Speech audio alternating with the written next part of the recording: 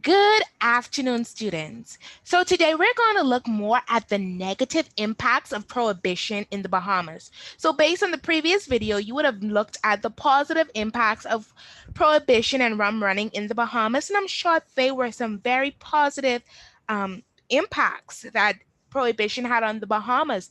But do you think prohibition had a negative impact on the Bahamas with all of those positive impacts? Let's see. So, negative outcomes of prohibition in the Bahamas. Many gangsters came to arrange shipment of their cargo. What does this mean?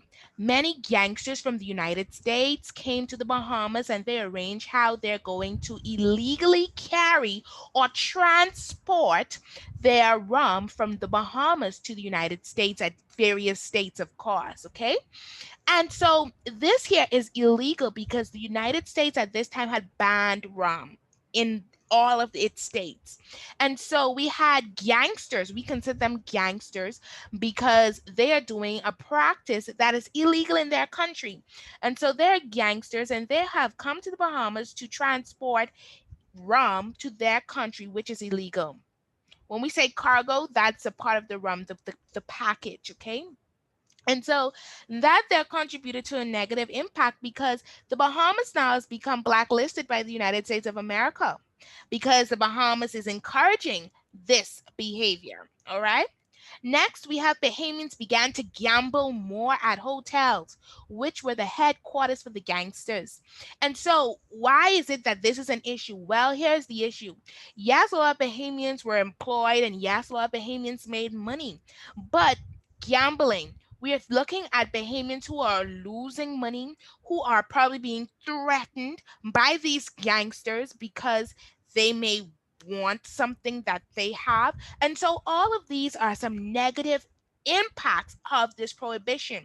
We also have to remember too that with the prohibition, we had a lot of persons getting drunk. You understand? So when people get drunk, what happens? Think about it. I'm sure we've been to several family parties where, some of our family members may have gotten drunk. Some may become violent. Some may say things that they shouldn't say. So a lot of negative impacts come from persons being drunk, which is a part of this rum running process. All right, let's move on. Other negative outcomes. Well, here's the thing. Bahamians stopped farming to make quick money. Could you believe that? They stopped farming to make quick money because in the rum running business, they could have made millions of dollars, to which some did. Some of the owners of the boats, they made millions of dollars. But here's the thing. Farming, how are we going to eat if we stop farming, people?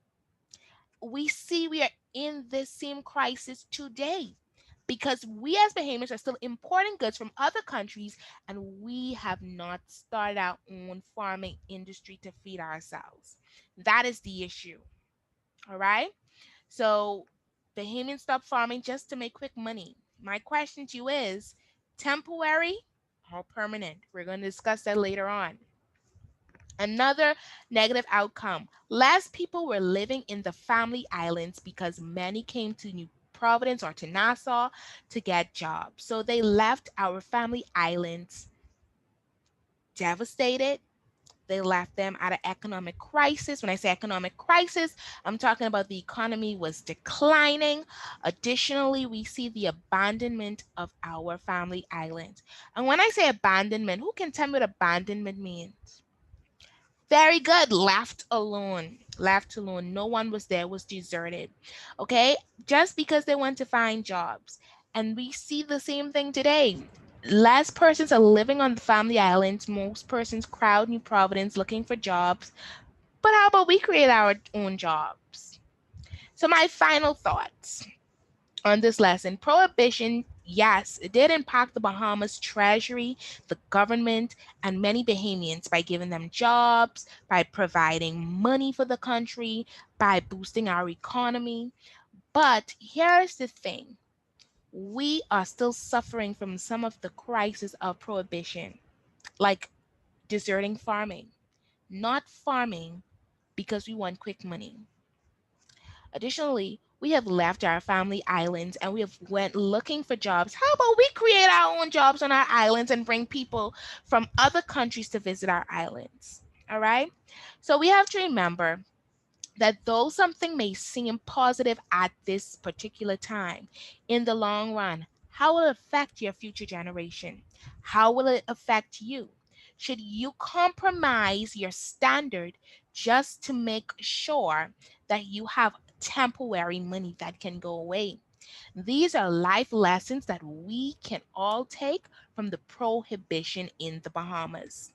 Once again, thank you so much for watching and tuning into this live video. And I hope that you learned something today. Have a great day, guys.